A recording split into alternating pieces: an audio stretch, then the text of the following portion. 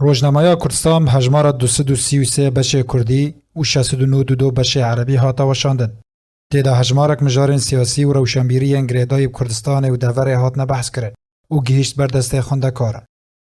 روپلا یکم ناونیشان پیروزباهی پارتیا دموکرات کردستان سوریا جه پارتیا دموکرات کردستان را به کفتا سرکفتن کنگره 14 هنیه پارتیه بو.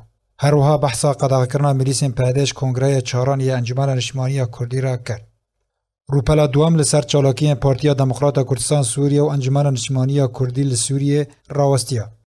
دروپلن 3 و 4 و 5 دا هجمارک نوچو و راپورتن سیاسی و میدانی هات نوشاندن. دروپلا ششم دا هجمارک دوسین کردستانی هات نبلاف کرن.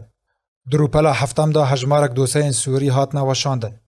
هر وها بچ عربی روزنامه کردستان هجمارک مجار و نیرین سیاسی و ویژه‌ای و تندرستی و جواکیل خادگره.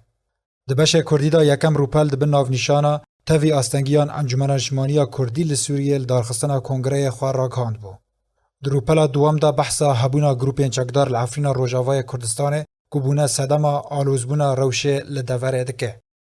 روپلا سیم قهرمانی 6 پیشمرگین هیزا لشکر روج که 12 و مه سالوگر شهید بونا وان بو و سالوگر 62 یا شواتا سینمای عموده هات نوشاندن و چند هنر بچ کردی بداوی هات.